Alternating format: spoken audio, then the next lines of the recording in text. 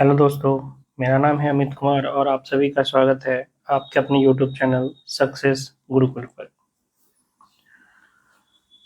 Bihar SSC के math की तैयारी कैसे करें। बहुत सारे बच्चों ने पूछा कि बिहार एसएससी के जो मैथ के सिलेबस है उसमें किस एक्सरसाइज से कितने प्रश्न आते हैं। ठीक है, तो सबसे पहले हम लोग देख लेते हैं कि बीएसएससी के अकॉर्डिंग जो सिलेबस है मैथ का वो क्या है। ठीक है, तो बीएसएससी के लगभग हर एक एग्जाम में जो मैथ का सिलेबस है वो यही है। सबसे पहले है संख्या पद्धति से संबंधित प्रश्न। संख्या पद्धति से संबंधित प्रश्न, नंबर सिस्टम किसी भी एग्जाम के लिए बहुत इंपॉर्टेंट टॉपिक है और बिहार एसएससी के लिए तो और ज़्यादा, क्योंकि 3 से 4 सवाल, कभी कभी 5 सवाल भी नंबर सिस्टम से पूछे जाते हैं।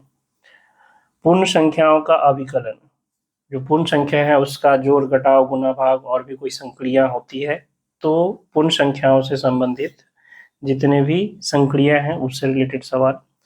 दशमलव और भिन्न, ठीक है, जो डेसिमल और फ्रैक्शन होता है जिसमें भिन्न में आपसे बड़ा छोटा पूछ दे, रेकरिंग वाला दशमलव पूछ दे, रेकरिंग से परिमेय संख्या भिन्न में बदलने के लिए, तो दशमलव और भिन्न। फिर संख्याओं के बीच जो है परस्पर संबंध है, मूलभूत अंकगणित संक्रियाएं हैं। अब यहाँ से स्टार्ट होता है प्रतिशत, अनुपात और समानुपात, औसत, ब्याज, लाभ और हानि। ठीक है, तो ये बिहार एसएससी का जो किसी भी एग्जाम का नोटिफिकेशन आता है उसमें जो मैथ के सिलेबस है उसके अकॉर्डिंग ये है। अभी जो एग्जाम में पूछे गए हैं प्रश्न उसमें नंबर ऑफ क्वेश्चन अगर हम लोग देखें तो नंबर सिस्टम यानी संख्या पद्धति से लगभग 3 से 4 सवाल पूछे जाते हैं। ठीक है, 3 से 4, कभी कभी 5 भी हो जाता है, तो ऑन एवरेज 3 से 4 प्रश्न पूछे जाते हैं किससे, नंबर सिस्टम से। सिंप्लीफिकेशन सरलीकरण से 2 सवाल होते हैं, लसा व मसा। ठीक है, लसा और मसा, एलसीएम और एचसीएफ से भी 2 सवाल आपको देखने को मिलता है। प्रतिशत से 3 से 4 सवाल होता है, अनुपात और समानुपात यानी रेशियो से 1 सवाल होता है, लाभ और हानि से 3 और 4 सवाल। ये जो प्रतिशत और लाभ और हानि है ये दोनों मिलाकर लगभग 8 से 9 प्रश्न होते हैं। ठीक है, साधारण ब्याज और चक्रवृद्धि ब्याज से 1 या 2 प्रश्न होते हैं। औसत से बिहार एसएससी का जो फेवरेट टॉपिक है नंबर सिस्टम के बाद तो वो है औसत। औसत से 3 से 4 सवाल होते ही होते हैं एवरेज से। ठीक है, और इसी का एक पार्ट होता है मिश्रण, तो मिश्रण से कभी कभार एक प्रश्न आ जाते हैं, कभी आते हैं कभी नहीं रहते। ठीक है, जनरली आप कह सकते हैं कि 1 सवाल आता है। उसके बाद हो गया आपका समय और कार्य। ठीक है, टाइम एंड वर्क से जो है 2 या 3 सवाल आपको देखने को मिलते हैं। चाल, समय और दूरी, ठीक है, स्पीड, टाइम एंड डिस्टेंस से 1 क्वेश्चन आपको देखने को मिलता है।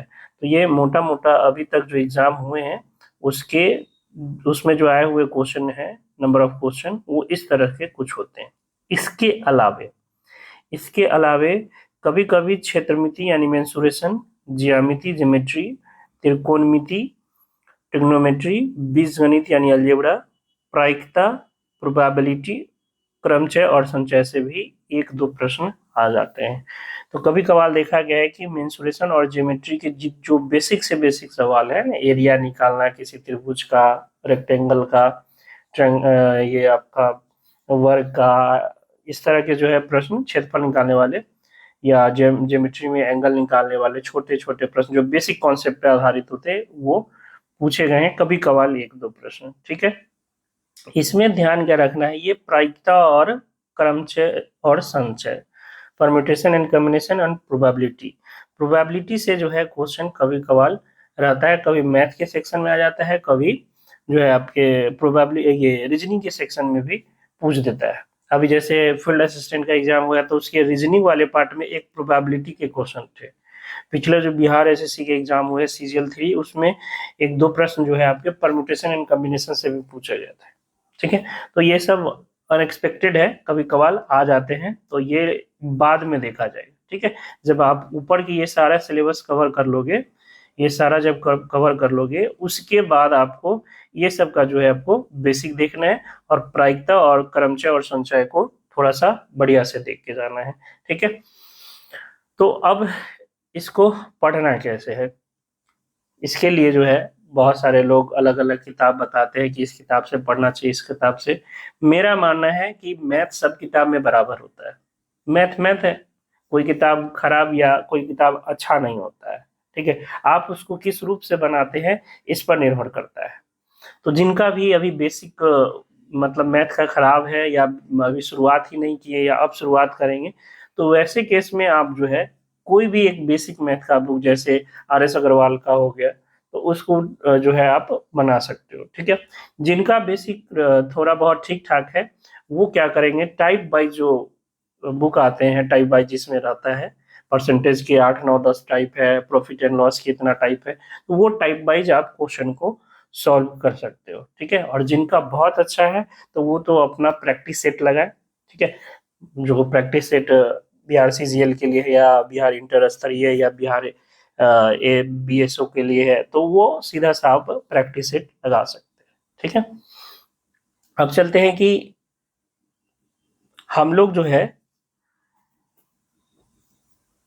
इसका जो है शुरुआत कर रहे हैं मैथ के बेसिक से। बेसिक से जो है डेली का 25 से 30 प्रश्न जो है किसी एक एक्सरसाइज का टाइप वाइज। ठीक है, पहले ये टाइप जो है, एक एक्सरसाइज के जो अलग अलग टाइप होते हैं, टाइप वाइज 25 या 30 जितना भी हो, अगर ज्यादा समय का होगा तो 35 क्वेश्चन भी, इतने क्वेश्चन का जो है डेली हम लोग प्रैक्टिस सेशन स्टार्ट करने वाले हैं, बेसिक से एकदम। और पूरे एक एक्सरसाइज को जैसे मतलब बेसिक से पढ़ाया जाता है ना, उस तरह से हम लोग पढ़ते हुए जो है क्वेश्चन को सॉल्व करेंगे।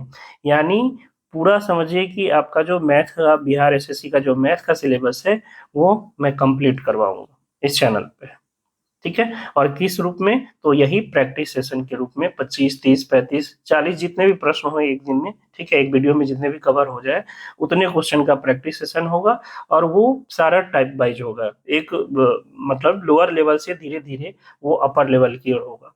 जितने भी एक्सरसाइजेस में हमने आपको बताया, उसके अलावा लास्ट में मैं आपको प्रोबेबिलिटी और परम्यूटेशन एंड कॉम्बिनेशन का एक स्पेशल क्लास भी दूंगा।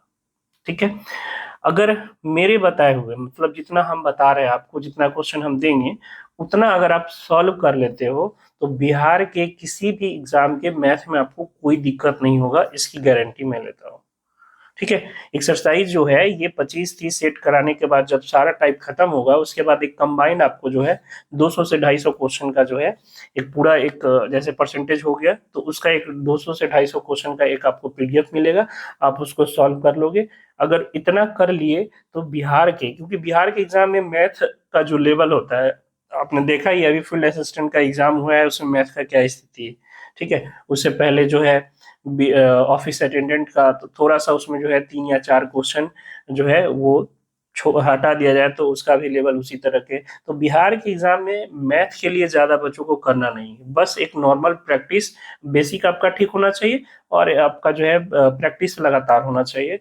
इतना में आप जो है मैथ आसानी से कर सकते हो। हाँ, कुछ अनएक्सपेक्टेड आ जाए 1 2 क्वेश्चन के लिए, तो इसके लिए आपको जो है डिटेल में तैयारी करनी पड़ेगी। जैसे अभी हमने बताया, प्रायिकता हो गया, क्रमचय संचय, कभी कभी जो है आपका ये अलजेब्रा से फार्मूला वाला क्वेश्चन आ जाता है। इसलिए आ जाता है क्योंकि जो सरलीकरण है, उस सरलीकरण में कभी कभी जो फार्मूला यूज होता है वो अलजेब्रा के होते हैं, तो वो अलजेब्रा के अंदर भी आ जाएंगे, है ना। तो कभी कभी अलजेब्रा के जो बेसिक क्वेश्चन होते हैं वो भी आपको देखने को मिलेंगे।